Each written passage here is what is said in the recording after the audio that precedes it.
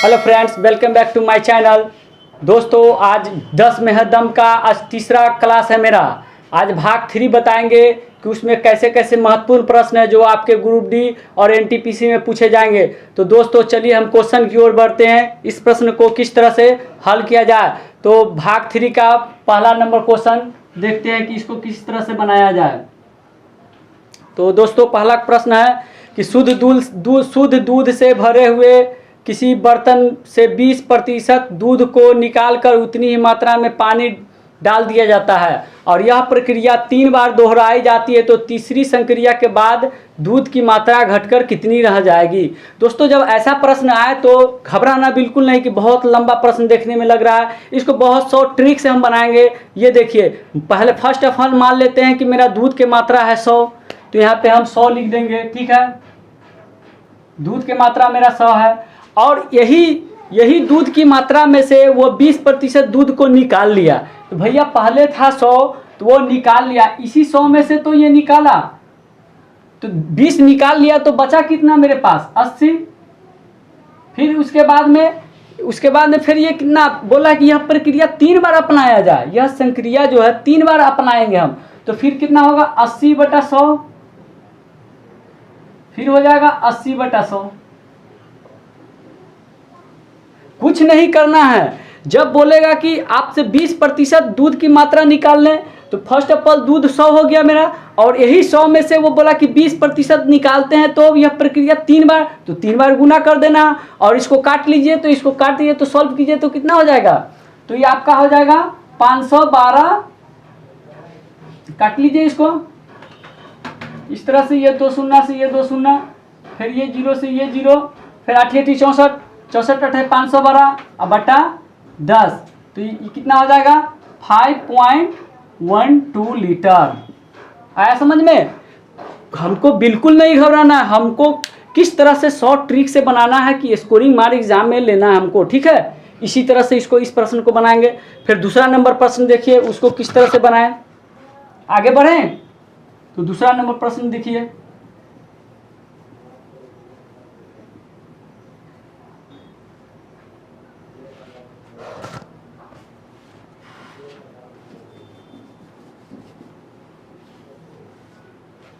तो अगला प्रश्न देखिए, 2 नंबर क्या बोल रहा है। घबराना बिल्कुल नहीं है, क्वेश्चन देख करके हमको घबराना नहीं है। देखिए, एक बाल्टी में 10 लीटर दूध है, ठीक है, तो यहाँ भैया 10 लीटर दे दिया है, तो आप 10 लीटर यहाँ पे लिख लीजिए। ठीक है, उसके बाद क्या बोला कि इस बर्तन से 1 लीटर दूध निकालकर उसके बदले पानी मिला दिया जाता है। तो इस 10 में से यही 10 में से बोला कि 1 लीटर हम दूध निकाल करके पानी मिला देते हैं। ठीक है, तो ये 10 लीटर है, 1 लीटर इसे निकाल लिया, तो बचा कितना मेरे पास 9 लीटर।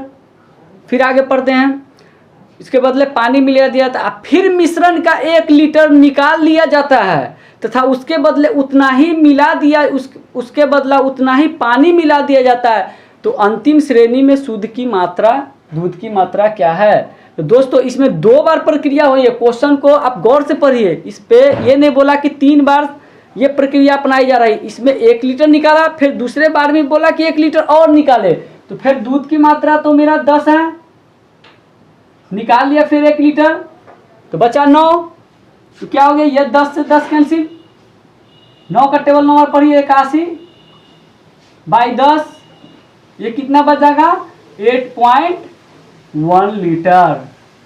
बिल्कुल समझ में आया, कोई दिक्कत। ऐसा प्रश्न को देखना है कि अगर बहुत लंबा प्रश्न है घबराना बिल्कुल नहीं, जो बहुत बड़ा रहता है वो बहुत ही छोटा बनता है। ठीक है, चलिए अब नेक्स्ट क्वेश्चन देखते हैं, 3 नंबर को किस तरह से हम बनाया जाए।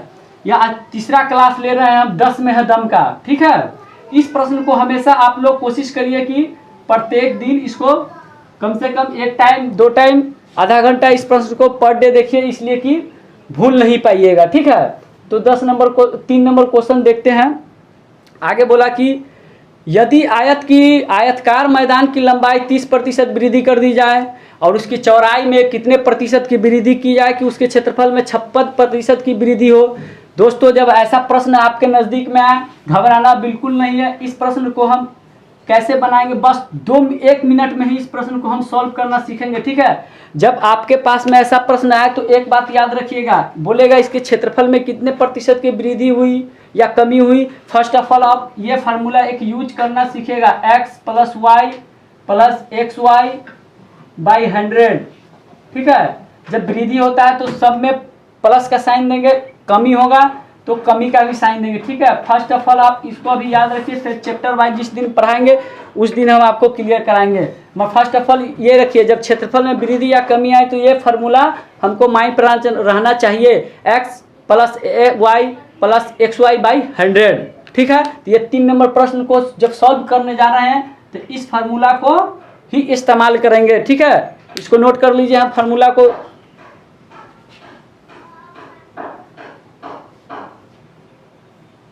ठीक है, क्वेश्चन बनाए। देखिए, बोला कि आयताकार मैदान की लंबाई में 30% की वृद्धि। मान लिए कि ये जो x है 30%। ठीक है, y पूछ रहा है आपसे, y पूछ रहा है तो y बराबर यानी y हमको निकालना है, यही y बराबर वाट। ठीक है, y निकालना है।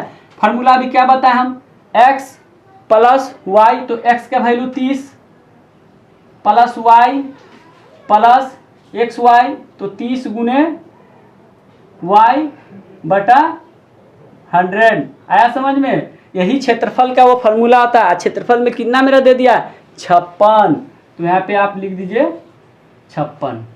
ठीक है, इसको काटिए, आप इसको सॉल्व कीजिए, यहाँ से ये कट गया। ठीक है, कितना बचा आपका 30, इसको ऐसा करिए जो 30 है उसमें 56 में से माइनस कर दीजिए इसको, ये प्लस में तो उधर माइनस में, तो क्या बचेगा y प्लस 3y बाई 10। ठीक है, इसको माइनस कीजिएगा, कितना बचेगा 6 2 बचेगा। अब इसको यहाँ से आप एलसीएम निकाल लीजिए, इसको 10 से इसमें गुना करेंगे, इसके नीचे 1 मान लिए तो इसका एलसीएम 10 हुआ। ठीक है, यहाँ पे 10y प्लस 3y बराबर 26 लिख सकते हैं। क्रॉस मल्टीप्लिकेशन कीजिए, कितना हो जाएगा 10 3 13, 13y इक्वल 260, तो y इक्वल 13 दूनी 26, तो 20%। कोई हार्ड है, एकदम छोटा लग रहा है ना। सिर्फ वही फार्मूला पे हम इसको बैठाएंगे और कुछ नहीं करेंगे। ठीक है, तो इस क्वेश्चन को नोट कर लीजिए अपने नोटबुक में। ठीक है, तो आगे बढ़े, क्वेश्चन 4 नंबर देखें किस तरह से बनाया जाए।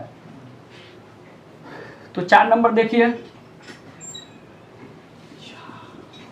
दोस्तों, अभी मेहनत करने का बहुत टाइम आ चुका है, इसलिए कि एग्ज़ाम बहुत ही नज़दीक आ रहा है, तो मेहनत बहुत ज़ोरदार करेंगे, इसलिए कि अब इस बार रेलवे पार करना है हम लोग के। ठीक है, फिर ऐसा मौका नहीं मिलेगा। लगभग 1 लाख कुछ समथिंग आपका रेलवे का वैकेंसी है। ठीक है, ग्रुप डी का, और 35,000 लगभग एनटीपीसी का है, तो इसी में हमको निकाल करके हमको चले जाना है अपना काम पे। ठीक है, तो मेहनत कीजिए। आगे क्वेश्चन देखिए, 4 नंबर क्वेश्चन।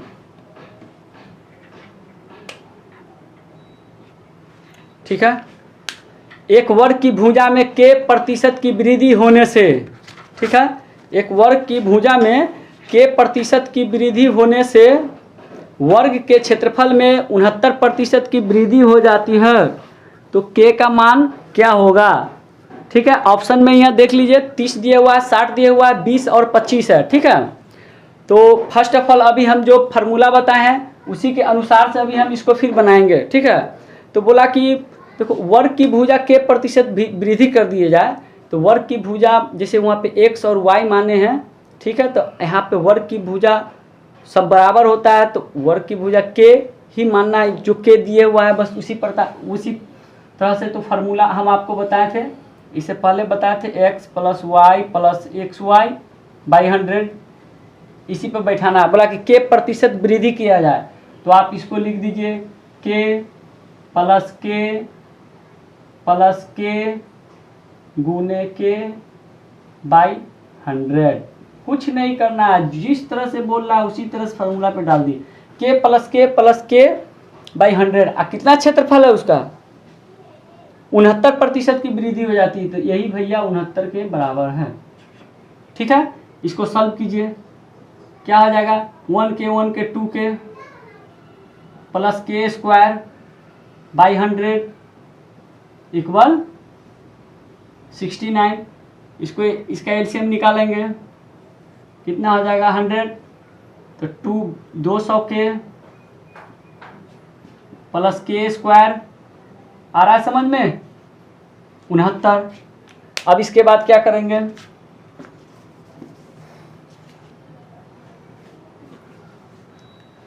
इसको क्रॉस मल्टीप्लिकेशन कर दीजिए, 200 के प्लस के स्क्वायर बराबर 6900। ठीक है, अब इसको यहाँ पे हम देखिए फैक्टर भी तोड़ सकते हैं। ठीक है, मगर फैक्टर तोड़ने में थोड़ा मुश्किलें आएगी, तो फर्स्ट ऑफ ऑल इसको ना आप ऑप्शन वाइज वहाँ पे देखिए कि ऑप्शन वाइज किसका मान हम वहाँ से उठाएं कि मेरा 6900 के बराबर है। ठीक है, तो ऑप्शन यहाँ पे 30 दिए हुआ है, 60 दिए हुआ है और 20 दिए हुआ है और 25। तो ऑप्शन अगर हम 30 रखते हैं x का वैल्यू, यानी के के सामने अगर 30 रखते हैं तो देखिए मेरा 6900 के बराबर आ रहा है। अगर आ जाए तो समझिएगा कि वही आंसर है। तो आप के का वैल्यू यहाँ पे 30 पुट करके रखिए। ऑप्शन 1 से चलते हैं, ऑप्शन 1 रखेंगे तो 30 200 गुने 30 करेंगे तो 30 रखना है तो 6000, ये 6000 हो जाएगा और 3 तिहाई 900। तो देखिए भाई 6000 आई देखिए 900, तो 6900 आ गया मेरा। इसका मतलब है कि ऑप्शन 30 ही वहाँ पे रखाएगा। फैक्टर तोड़ने में थोड़ा लेंदी हो जाएंगे। ठीक है, तो ऑप्शन हम 30 लेके यहाँ पे चेक कर देंगे कि कौन मेरा आ रहा है। कुछ ऐसे प्रश्न होते हैं कि आपको ऑप्शन से भी बनाना पड़ेगा, इसलिए कि एग्ज़ाम में टाइम टेकर करना है हम लोग के, यानी टाइम कम रहता है, क्वेश्चन ज़्यादा है, तो उसके अनुसार से कभी कभी ऑप्शन से भी चलेंगे। ठीक है, तो क्वेश्चन हम 5 नंबर की ओर बढ़ें। समझ में आ रही है ना? सभी आदमी अच्छे से इस प्रश्न को देखिए और अपने नोटबुक में इसको उतार लीजिए कि बाद में आपको परेशानी ना हो। ठीक है,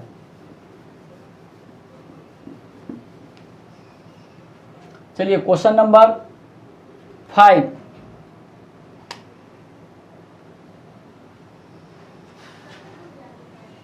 क्वेश्चन नंबर 5 देखिए,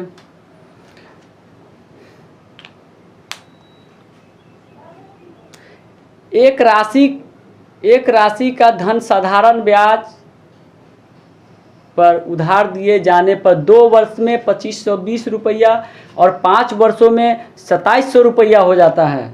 ठीक है दोस्तों, ऐसा जब प्रश्न आया तो इसको भी हम शॉर्ट ट्रिकली रखेंगे, मगर एक बात याद रखिएगा कि साधारण ब्याज का जो फार्मूला होता है, जब आपको जैसे कि दर निकालना रहा है तो यहाँ पर लिख दीजिएगा ब्याज, यानी SI ब्याज गुने 100 बटा मूलधन गुने समय।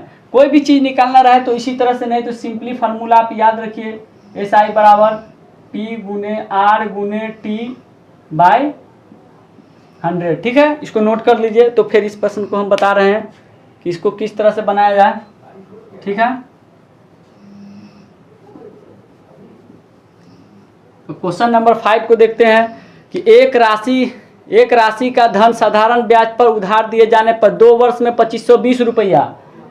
लिखने का तरीका देखिए, 2 वर्ष में 2520 रुपया, बस इसी तरह लिखेंगे। 2 वर्ष में 2520 रुपया और 5 वर्षों में 2700 रुपया हो जाता है, और 5 वर्षों में 2700 रुपया हो जाता है। फर्स्ट ऑफ ऑल इसको क्या कर्म करेंगे, यहाँ से हम इसको घटा लेंगे।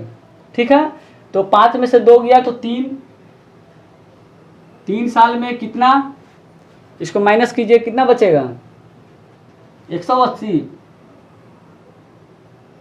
फर्स्ट ऑफ ऑल इसको जैसे कि 2 साल में दिया हुआ है उसके बराबर कर देंगे, 5 सालों में दिया है तो इसके बराबर लिख देंगे। ठीक है, उसके बाद में इसको घटाएंगे तो 5 में से 2 गया 3 और 2700 में से 2500 गया तो 180। और यहाँ से क्या होगा, 3 ईयर्स बराबर 180, तो 1 ईयर बराबर क्या हो जाएंगे, तो 3 × 18 60, तो 2 ईयर बराबर निकाल लेंगे। 1 ईयर का ऊपर वाला जो है मान उसको ले लेना है। तो 2 ईयर बराबर क्या हो जाएगा, 60 दूनी 120। तो ये मेरा एक बात याद रखना, ये आपका अमाउंट होता है, अमाउंट, ये आपका अमाउंट होता है, ये आपका जो निकल का है ये ब्याज होता है। इस बात को याद रखिएगा, ठीक है। आगे देखते हैं क्या बोल रहा है कि 5 वर्षों में 27 रुपये, तो ब्याज की दर निकालना है, ठीक है। ब्याज की दर, तो हमको तो यहाँ पे मूलधन पता नहीं है, मूलधन तो पता नहीं है, ठीक है। तो पहले मूलधन निकालेंगे। तो मूलधन बराबर क्या होता है, मूलधन बराबर मिश्रधन माइनस ब्याज। तो मूलधन बराबर यानी P बराबर क्या हो जाएगा, मिश्रधन माइनस ब्याज। तो ये 2520 रुपया और माइनस 120 रुपया, ठीक है। इसको माइनस कीजिए, तो इसको माइनस कीजिएगा तो कितना आ जाएगा, 2520 रुपया में से और 120 रुपया को माइनस कीजिए तो कितना आ गया, 2400 रुपया। अब मेरा अमाउंट चले आया 2400 रुपया, ठीक है।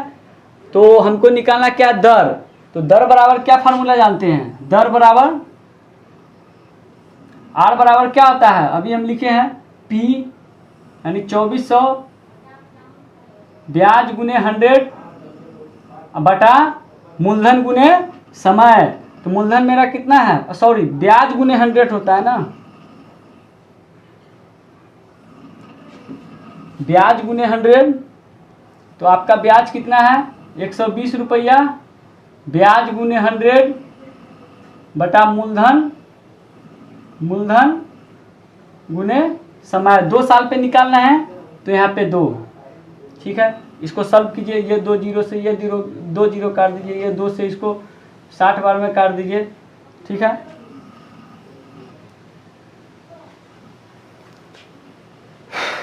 इसको काटिए, कितना आ जाएगा, इसका आ जाएगा आपको लगभग 2.5। इसको डिवाइड कीजिए, 60 से 24 में डिवाइड कीजिए तो 2.5%। आया समझ में। अगला क्वेश्चन देखें, अगला क्वेश्चन को किस तरह से बनाया जाए देखें। ऐसा जब प्रश्न रहे तो इसी प्रोसेस से जाना है, ज़्यादा घबराना नहीं है, ठीक है। यही प्रोसेस से हमको हर क्वेश्चन को सॉल्व करना सीखेंगे। साधारण ब्याज पर जो भी प्रश्न रहे आपको इसी प्रोसेस से जाना है, ठीक है। तो क्वेश्चन नंबर 6 नंबर देखें आगे ये किस तरह से बनाएं। तो क्वेश्चन नंबर 6 देखते हैं क्या बता रहा है प्रश्न। ये भी आपका साधारण ब्याज से रिलेटेड है।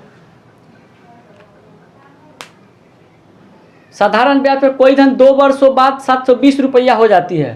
तो इसको फर्स्ट ऑफ ऑल लिखेंगे 2 वर्षों में, 2 ईयर्स में 720 रुपया हो जाती है, लिख दिए फर्स्ट ऑफ ऑल। उसके बाद में क्या करेंगे कि 5, उसके बाद बोला कि तथा 5 और अधिक वर्षों में, पहले 2 वर्षों में था, बोला कि 5 और अधिक वर्षों में। तो पहले था 2 और अधिक वर्ष बोल रहा है 5, तो 5 दूनी 7, तो 7 साल में कितना हो जाएगा आपका, 7 साल में कितना 1020 रुपया। तो यहाँ पे लिख दीजिए 1020 रुपया और इसको फिर माइनस करेंगे, अभी हम बताए हैं। तो इसको माइनस कीजिए, कितना बच जाएगा, तो 5 ईयर्स में कितना आपका बच जाएगा, इसमें से घटाइए 300। आया समझ में। तो 1 साल में कितना बचेगा, इसको डिवाइड कीजिए, 6 पंचे 30, 5 6 30 जीरो, यानी 60 रुपये ये मेरा ब्याज निकल रहा है, ठीक है। ये आपका अमाउंट होता है, ये हमेशा याद रखना, ये अमाउंट होता है आपका, ठीक है। तो 1 साल में 60 रुपया, तो 2 साल में, इससे पहले भी निकाले थे, तो 2 साल में कितना हो जाएगा, तो 60 दूनी 120 रुपया। ये आपका ब्याज हुआ, ये आपका ब्याज हुआ। इसको हमेशा माइंड में रखिएगा। ऊपर वाला अमाउंट हो गया और ये आपका ब्याज निकला। ब्याज कितना साल का है, 2 साल का। और क्या बोल रहा है निकालने के लिए, इसको देखिए। तो वो धनराशि क्या होगा, तो दोस्तों यानी आपसे मूलधन पूछ रहा है, तो यानी मूलधन बराबर क्या होता है, मिश्रधन माइनस ब्याज। तो मिश्रधन आपका कितना है, इसीलिए मूलधन बराबर, यानी मूलधन बराबर क्या होता है, मिश्रधन माइनस ब्याज। तो मिश्रधन आपका 720 है, ठीक है। अब ब्याज आपका 120 है, ये घट के कितना आ जाएगा, तो तो 600 आया समझ में। आपका 600 रुपया आपका प्रिंसिपल आ गया। ठीक है, तो अगला क्वेश्चन हम बढ़े। जब साधारण ब्याज पर प्रश्न रहे तो ऐसा टाइप के लिए अगर प्रश्न है तो इसी तरह शॉर्टकट सोचें कि किस तरह से हम बनाएं। हमेशा याद रखना ये आपके अमाउंट होते हैं, उसके बाद में जो यहाँ रहेगा इसको 1 साल के निकाल के 2 साल के निकालेंगे। ठीक है, उसके बाद में जानते हैं कि प्रिंसिपल निकालना है तो प्रिंसिपल बराबर क्या होता है, मिश्रधन माइनस ब्याज, उसका घटा किएगा। ये 600 रुपया मेरा हो गया। इससे पहले था कि दर भी निकालिए, तो अगला स्टेप किए थे, इसमें सिर्फ आपसे प्रिंसिपल ही पूछा है। ठीक है, तो अगला क्वेश्चन नंबर है 7 नंबर की ओर बढ़े। दोस्तों बहुत अच्छा से समझना है, ज़्यादा टेंशन नहीं लेना है कि हाँ बहुत एग्जाम है, हमको ये पढ़ना है वो पढ़ना है, नहीं दोस्तों। 10 में है दम। जब हम क्लास लेंगे तो उस प्रश्न को आप लोग बहुत बारीकी से समझिए, इसलिए कि उसमें थोड़ा शॉर्ट ट्रिक ज़्यादा हम आपको समझाते हैं। ठीक है, जिस तरह हम मेहनत कर रहे हैं उसी तरह आप भी मेहनत कीजिएगा। जब आप सफल होइएगा तब पर ही हम सफल होंगे, नहीं तो आप सफल नहीं होंगे तो हम भी सफल नहीं हो पाएंगे। ठीक है, तो 7 नंबर क्वेश्चन हम बढ़े। देखिए साधारण ब्याज पर ये प्रश्न है। ऐसा प्रश्न इससे 10 में है दम का पार्ट 1 में हम भाग 1 में हम पढ़ाए थे। उसी तरह ये 7 नंबर प्रश्न को देखिए भाग 3 में। अभी यदि कोई धन 16 वर्ष में 2 गुना, क्या बताए थे, 16 वर्ष में 2 गुना ऐसा लिखना बताए थे कि इसी तरह से लिखना है। 16 वर्ष में 2 गुना। बिल्कुल घबराना नहीं है, प्रश्न को देखिए एकदम चुटकी में सॉल्व कीजिए। ये सब प्रश्न आपको एग्जाम में 99% आता ही है, चाहे सेट मारिए उस टाइम पे भी आएगा। ठीक है, तो 16 वर्ष में 2 गुना बोला तो 8 वर्ष में यह कितना गुना हो जाएगा। 8 वर्ष में आपको यहाँ पर वो दे दिया है कि 8 वर्ष में कितना गुना हो जाएगा। तो हम मान लिए भैया कि ये x गुना हो गया। बिल्कुल 8 वर्ष में कितना गुना, तो x Guna. First of all हम बताए थे कि इसको बनाने से पहले इसमें से 1 घटा के यहाँ लिखा जाता है। 2 में से 1 घटाएंगे तो 1, x में से 1 घटाएंगे तो x माइनस 1 होगा या नहीं, बताओ। उसके बाद क्या बोले थे, इसको इसमें क्रॉस मल्टीप्लिकेशन करेंगे और इसको इससे, देख रहे हैं, तो इसको आप इससे मल्टीप्लिकेशन कीजिए तो क्या आएगा, यहाँ पे लिख दीजिए 16x माइनस 1 इक्वल 8 से 1 में तो 8 आया समझ में। इसको इसमें गुना कीजिए 16x minus 16 equal 8, 16x equal minus तो प्लस में 18 छो 24, तो x इक्वल कितना हो जाएगा, इसको डिवाइड कीजिए 8 से काट दीजिए इसको, या लिख दीजिए 24/16, 8 3 24, 8 दूनी 16। भैया आ गए आपके आंसर 1.5 गुना। आया समझ में। बिल्कुल आगे बढ़े तो 1.5 वर्ष में ये 1.5 गुना हो जाएंगे। ठीक है, बोले नहीं बोला कि कितने। ठीक है दोस्तों, तो अगला प्रश्न देखें, 8 नंबर क्वेश्चन देखते हैं।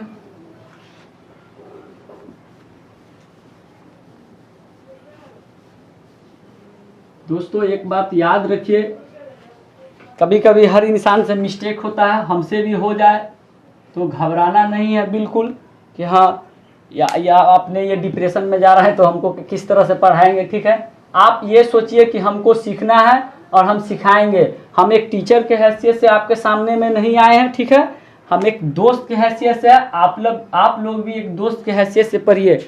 हम सिर्फ यही जानते हैं कि आप प्रगति कीजिएगा तो हम भी करेंगे ज़रूर। सिर्फ कर्म जो मेरा जो कर्म है वो कर्म हम प्रत्येक दिन करेंगे। हौसला हमेशा पॉजिटिव सोच रखना है, कभी निगेटिव नहीं। एक न एक दिन सफलता मिलेगी।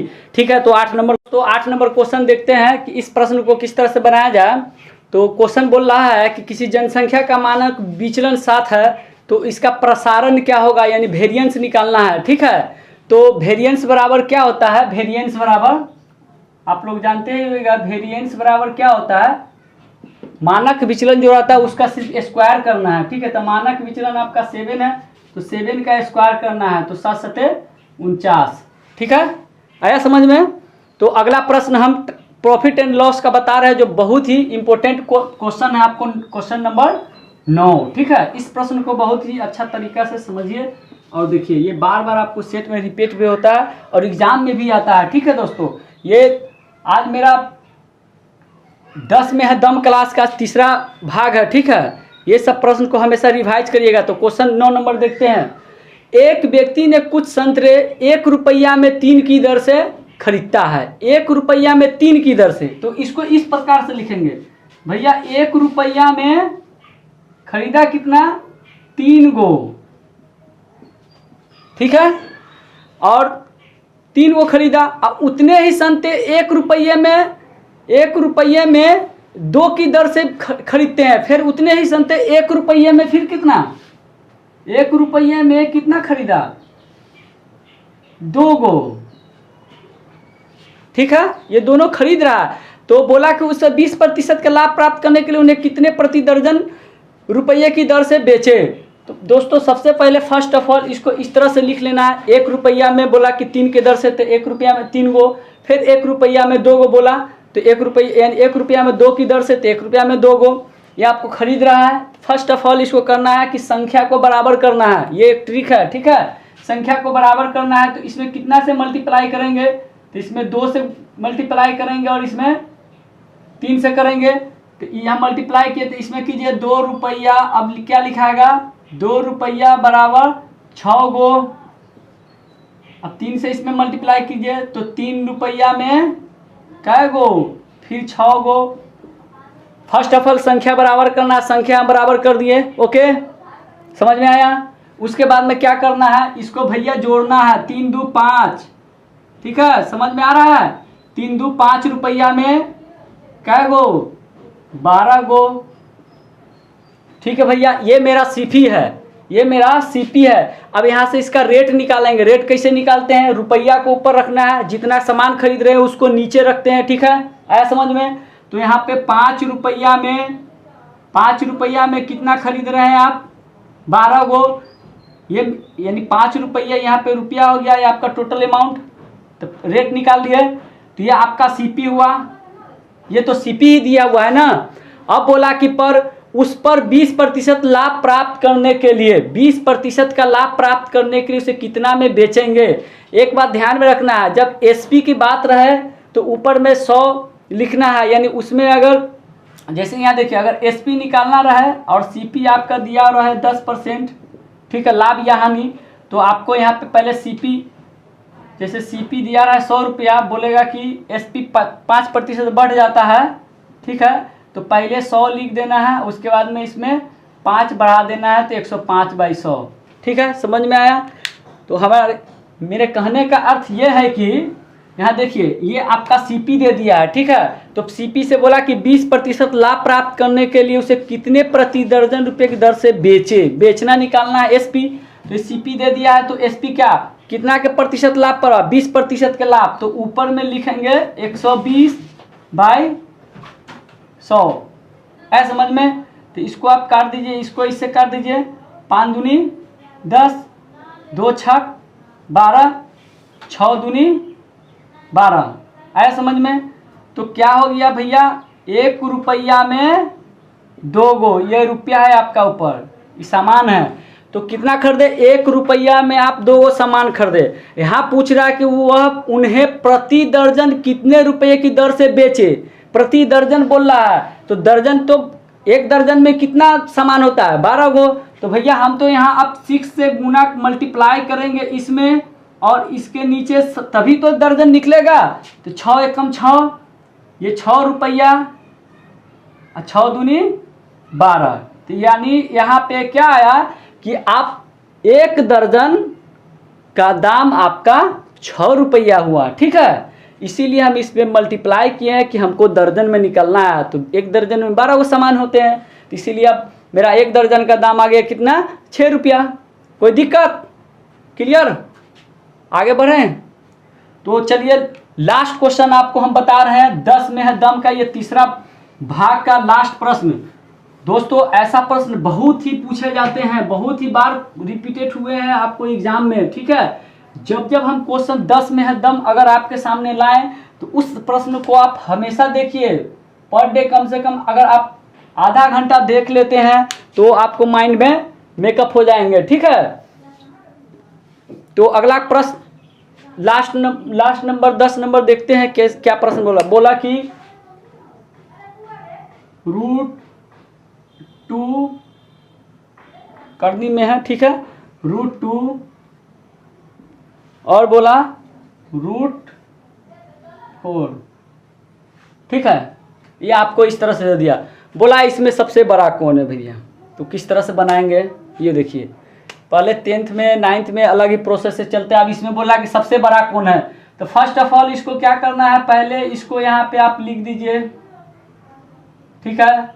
आपका यहाँ 3 है, 3 लिख दिए। फिर उसके बाद में आपका 2 दिए हुआ है, 2 यहाँ लिख दीजिए, यहाँ पे कुछ नहीं दिए हुआ है। फिर यहाँ आपका √3 दिए हुआ है, बोले √4 दिए हुआ है, यहाँ पे 3 है, लिख दिए। फर्स्ट ऑफ ऑल क्या करना है, जो आपके ये करनी में जो यहाँ पे दिया हुआ है, इसका ठीक है, इसका एलसीएम निकालते हैं। तो देखिए, तो आपका 3, ये 2, यहाँ नहीं कुछ तो 2 रहता है, 2 और 3 का एलसीएम निकालते हैं तो कितना होगा, 3 से लगेगा, 3 एकम 3 कितना हो गया, 6 हो गया, ठीक है। तो आपका एलसीएम भैया आ गया 6, ठीक है, आपका एलसीएम आ गया 6। तो ये 2 के 2 यहाँ पे लिख दिए हम, ठीक है, 6 आया। तो ये 3 में हम कितना से मल्टीप्लाई करेंगे कि मेरा जो एलसीएम है उसके बराबर में आ जाएगा। तो 2 से मल्टीप्लाई करेंगे, ये 3 के 3 लिख दिए, मल्टीप्लाई किससे करें, 2 से, तो ये 2 से यहाँ पे गुना कर दे, स्क्वायर डाल देंगे, तो कितना हो जाएगा, 2 दूनी 4। अब दूसरा नंबर में देखिए, ये आपका 2 है, ठीक है, यहाँ पहले से 2 है, नहीं कुछ तो पहले से 2 रहता है यहाँ पे, ठीक है। अब इसमें कितना से मल्टीप्लाई करेंगे कि 6 आ जाएगा, एलसीएम 6 आया, 6 के बराबर करना है।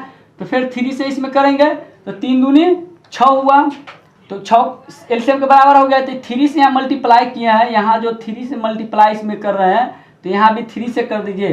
तो 2 दूनी 4, 4 दूनी 8, √8 आ गया।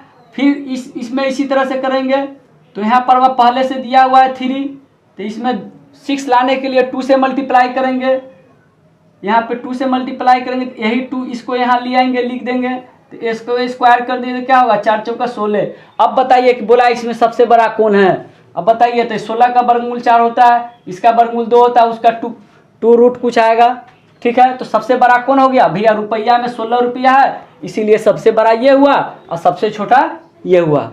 तो दोस्तों, इस 10 में है दम क्लास को आप लोग कभी मिस नहीं करिएगा। जब जब क्वेश्चन अपलोड होगा तब तब क्वेश्चन आप लोग बहुत ही अच्छा तरह से उसको देखिए। अगर समझ में नहीं आए तो आप कमेंट बॉक्स में कमेंट कीजिए। और दोस्तों, आपसे रिक्वेस्ट है कि अगर चैनल पर आप नए हैं तो चैनल को दोस्तों सब्सक्राइब कीजिए। एक हम दोस्त की तरह पढ़ाते हैं, जिस तरह से मेहनत करते हैं, तो आप भी एक दोस्त की तरह चैनल को सब्सक्राइब कीजिए और दोस्तों के पास ज़रूर शेयर कीजिए, ठीक है दोस्तों। तो फिर हम भाग 4 लेकर के कुछ ही दिनों के बाद में हम फिर लौटेंगे, तब ठीक है दोस्तों। तो